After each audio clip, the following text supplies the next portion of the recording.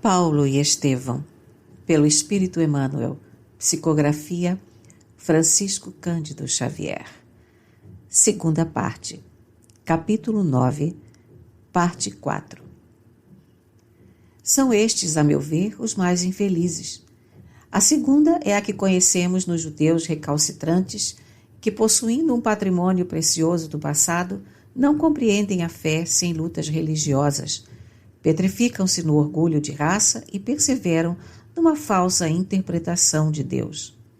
De tal arte, entendemos melhor a palavra do Cristo, que classificou os simples e pacíficos da terra como criaturas bem-aventuradas.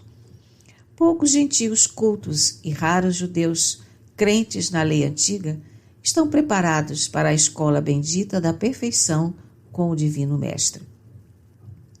Lucas passou a considerar o justo conceito do apóstolo, mas, a esse tempo, as palestras ruidosas e irritantes dos israelitas pareciam o fermento rápido de pugilatos inevitáveis. O ex-rabino, porém, desejoso de paz, subiu novamente à tribuna e exclamou: Irmãos, evitemos as contendas estéreis e ouçamos a voz da própria consciência. Continuai examinando a lei e os profetas, nos quais encontrareis sempre a promessa do Messias que já veio. Desde Moisés, todos os mentores de Israel referiram-se ao Mestre com caracteres de fogo. Não somos culpados da vossa surdez espiritual. Invocando as discussões ferinas de há pouco, recordo a lição de Isaías, quando declara que muitos hão de ver sem enxergar e ouvir sem entender. São os espíritos endurecidos que, agravando as próprias enfermidades, culminam em lutas desesperadoras para que Jesus possa, mais tarde, convertê-los e curá-los com o bálsamo do seu infinito amor. No entanto, podeis estar convictos de que esta mensagem será auspiciosamente recebida pelos gentios simples e infelizes, que são, na verdade, os bem-aventurados de Deus. A declaração franca e veemente do apóstolo caiu na assembleia como um raio, impondo absoluto silêncio. Mas, destoando dos sentimentos da maioria, um velhinho judeu aproximou-se do convertido de Damasco e disse: Reconheço o exato sentido da vossa palavra, mas desejaria pedir-vos que este evangelho continuasse a ser ministrado à nossa gente. Há seguidores de Moisés bem-intencionados que podem aproveitar o ensino de Jesus, enriquecendo-se com os seus valores eternos. O apelo carinhoso e sincero era proferido em tom comovedor. Paulo abraçou o simpatizante da nova doutrina, fundamente sensibilizado, e acrescentou: Este aposento humilde é também vosso. Vinde conhecer o pensamento do Cristo sempre que vos aprouver. Podereis copiar todas as anotações que possuo. E não ensinais na sinagoga?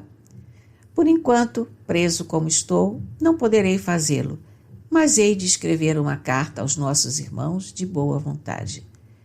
Dentro de poucos minutos, a compacta reunião se dissolvia com as primeiras sombras da noite. Daí por diante, aproveitando as últimas horas de cada dia, os companheiros de Paulo viram que ele escrevia um documento a que dedicava profunda atenção. Às vezes, era visto a escrever com lágrimas, como se desejasse fazer da mensagem um depósito de santas inspirações. Em 2 meses, entregava o trabalho a Aristarco para copiá-lo, dizendo: Essa é a Epístola aos Hebreus. Fiz questão de grafá-la, valendo-me dos próprios recursos, pois que a dedico aos meus irmãos de raça, e procurei escrevê-la com o coração. O amigo compreendeu o seu intuito e, antes de começar as cópias, destacou o estilo singular e as ideias grandiosas e incomuns. E Paulo continuou trabalhando incessantemente a benefício de todos. A situação como prisioneiro era a mais confortadora possível. Fizera-se benfeitor desvelado de todos os guardas que lhe testemunhavam o esforço apostólico. A uns aliviara o coração com as alegrias da boa nova. A outros curara moléstias crônicas e dolorosas. Frequentemente, o benefício não se restringia ao interessado, porque os legionários romanos lhe traziam os parentes, os afeiçoados e os amigos para se beneficiarem ao contato daquele homem dedicado aos interesses de Deus. Logo ao terceiro dia, deixou de ser algemado, porque os soldados dispensavam a formalidade, apenas guardando-lhe a porta como simples amigos. Não poucas vezes, esses militares benévolos o convidavam a passear pela cidade, especialmente ao longo da Via Ápia, que se havia tornado o local da sua predileção. Sensibilizado, o apóstolo agradecia essas provas de condescendência. Os benefícios do seu convívio tornavam-se dia a dia mais evidentes. Impressionados com a sua palestra educativa e com as suas maneiras atenciosas, muitos legionários, antes relapsos e negligentes, transformavam-se em elementos úteis à administração e à sociedade. Os guardas começaram a disputar o serviço de sentinela ao seu aposento, e isso lhe valia pelo melhor atestado de valor espiritual. Visitado incessantemente por irmãos e emissários das suas igrejas queridas da Macedônia e da Ásia, prosseguia desdobrando energias na tarefa de amorosa assistência aos amigos e colaboradores distantes, mediante cartas inspiradíssimas.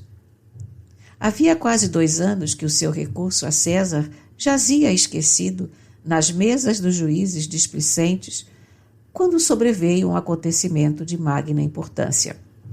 Certo dia, um legionário amigo levou ao convertido de Damasco um homem de feições másculas e enérgicas, aparentando 40 anos, mais ou menos. Tratava-se de Acácio Domício, personalidade de grande influência política e que de algum tempo tinha cegado em misteriosas circunstâncias. Paulo de Tarso o acolheu com bondade e, depois de impor-lhe as mãos, esclarecendo sobre o que Jesus desejava de quantos lhe aproveitavam a munificência, exclamou comovidamente: Irmão, agora convido-te a ver, em nome do Senhor Jesus Cristo. Vejo, vejo, gritou o romano tomado de júbilo infinito, e logo, num momento instintivo, ajoelhou-se em prantos e murmurou: Vosso Deus é verdadeiro. Profundamente reconhecido a Jesus, o apóstolo deu-lhe o braço para que se levantasse e ali mesmo Domício procurou conhecer o conteúdo espiritual da nova doutrina, a fim de reformar-se e mudar de vida. Solícito, anotou logo as informações relativas ao processo do ex-rabino, acentuando ao despedir-se: Deus me ajudará para que possa retribuir o bem que me fizestes. Quanto à vossa situação, não duvideis do desfecho merecido, porque na próxima semana teremos resolvido o processo com a absolvição de César. De fato, decorridos 4 dias, o velho servidor do Evangelho foi chamado a depor. De conformidade com as ordens legais, compareceu sozinho perante os juízes, respondendo com admirável presença de espírito às menores arguições que lhe foram desfechadas. Os magistrados patrícios verificaram a inconsistência do libelo, a infantilidade dos argumentos apresentados pelo Sinédrio e, não só atendendo à situação política de Acácio, que empenhara no feito os bons ofícios de que podia dispor, como pela profunda simpatia que a figura do apóstolo despertava, instruíram o processo com os mais nobres pareceres, restituindo-o por intermédio de Domício para o veredito do imperador. O generoso amigo de Paulo regozijou-se com a vitória inicial, convencido da próxima liberdade do seu benfeitor. Sem perda de tempo, mobilizou as melhores amizades, entre as quais contava Popéia Sabina, conseguindo, afinal, a absolvição imperial.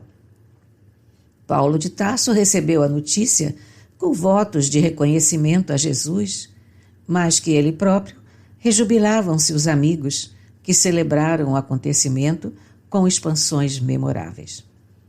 O convertido de Damasco, entretanto, não viu nisso tão só um motivo para regozijo pessoal, mas a obrigação de intensificar a difusão do Evangelho de Jesus.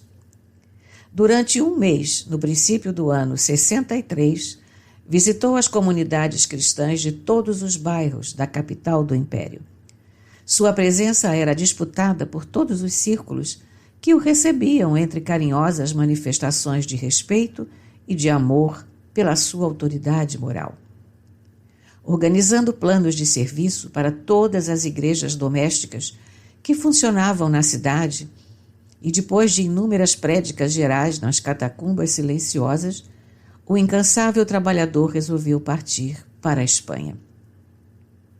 Debalde intervieram os colaboradores, rogando-lhe que desistisse.